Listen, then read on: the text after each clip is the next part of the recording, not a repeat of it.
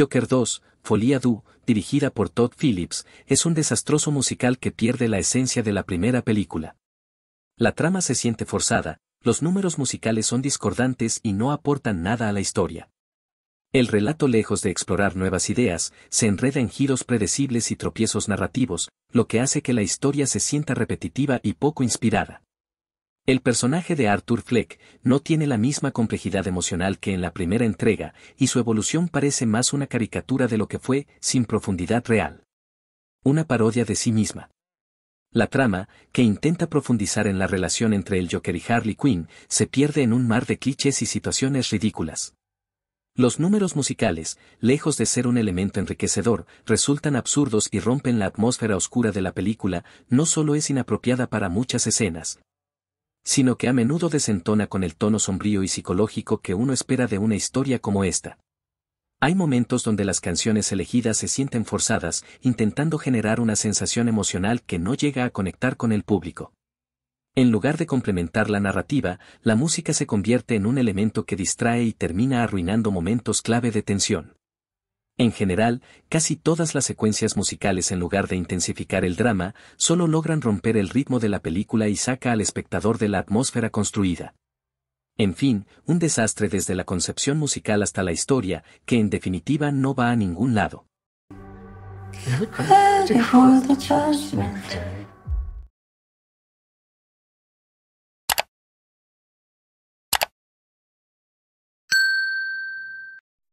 Madame Web, de la directora S.J. Clarkson. Así se llama, ¿qué vamos a hacerle? A principios del 2024 llegó a la pantalla grande Madame Web, otra historia más del universo de Spider-Man, pero sin Spider-Man. Una historia de origen que al minuto 15 ya no le interesaba a nadie. Cassandra Webb es una paramédica que de repente empieza a tener visiones. Bueno, si hay un contexto de cuando su madre estaba embarazada de ella, le picó una araña allá en la selva de Perú, pero no dejó claro nada. Y así es toda la película. No hay nada claro, no hay nada que interese. De repente aparecen 3 chicas que convierten a Cassandra en la cuidadora de ellas y que como buenas adolescentes no le hacen caso. Pero tampoco tiene sentido nada de lo que pasa. Incluso al final se enfrenta a un villano que sirve para nada, porque todo termina gracias a un anuncio de un conocido refresco que le cae encima. Es verdad, todo es horrible. Malas actuaciones, mala historia, el CGI es de 3 pesos. No hay nada, absolutamente nada rescatable en esta película.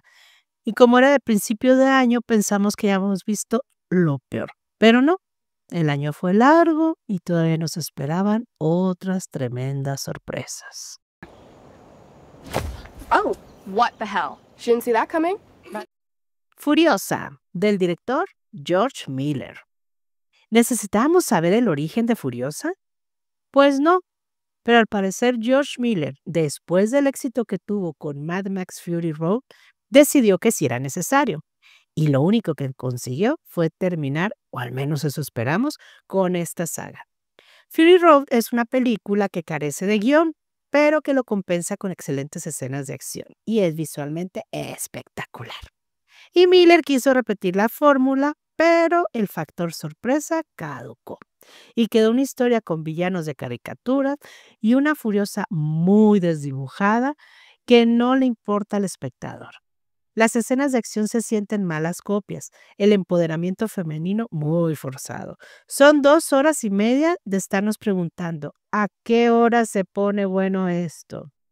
Y si acaso lo que nos interesaba saber era cómo había perdido el brazo Furiosa, pero la revelación llega tan tarde y es tan absurda que ya a nadie le interesa.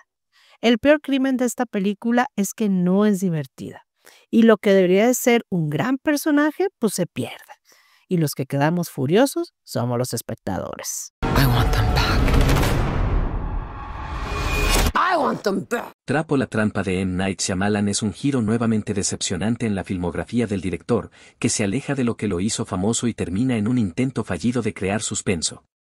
La trama, que al principio promete una premisa intrigante, una trampa para atrapar a un asesino en serie, rápidamente se convierte en un enredo incoherente que pierde cualquier sentido lógico.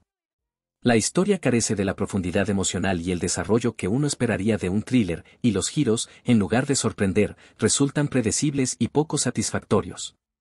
La falta de ritmo y tensión hace que el espectador pierda interés, mientras que las decisiones de los personajes parecen estar impulsadas más por conveniencia que por una evolución normal. Los diálogos son otro punto débil. Se sienten artificiales y forzados, como si los personajes estuvieran simplemente recitando frases para avanzar la historia, sin autenticidad en sus interacciones. En cuanto a la atmósfera, la trampa no logra mantener la tensión constante que se esperaría de una película de suspenso psicológico. La música, lejos de complementar la historia, se utiliza de manera torpe, con momentos musicales que parecen estar ahí solo para llenar espacios vacíos. El concierto se siente puesto ahí solo para hacer lucir a la hija del director. En lugar de intensificar las emociones, la música se convierte en una distracción, sacando al espectador de la atmósfera que la película intenta construir. El resultado final es un thriller sin alma, que falla en cada aspecto que debería haber sido su fortaleza. Right?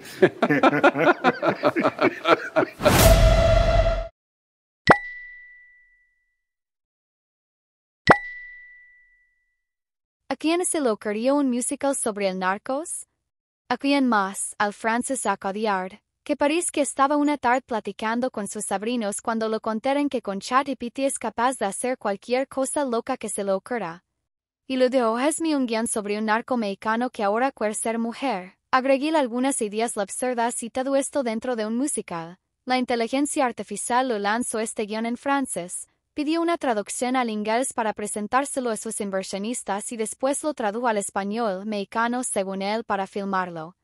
Para más gracia, decidió presentarlo en que ni por alguna extraña razón que todavía no entendimos, la película empezó a ganar premios y a hacerse famosa, al grado que Hindu se calderado como una de las películas con más nominaciones a los premios Oscar y las personas simples, con ojos y oídos, sabemos que es una de las peores películas jamás filmadas, con canciones desafinadas, mal contadas, coreografías sin sentido, diálogos tan básicos como siento un sentimiento. Pésimas actuaciones que, como el director no habla ni pizca de español, no se dio cuenta que ni siquiera se entiende lo que están diciendo. Una película que está haciendo historia pero, por las razones equivocadas. La última esperanza es que un día Acodiard nos diga, perdón, esto fue una broma que se salió de control. Tengo mejor español yo. No reconozco tu voz. ¿Son amigos? Te invitamos a ver estos videos. Suscríbete a nuestro canal, dale like y comparte.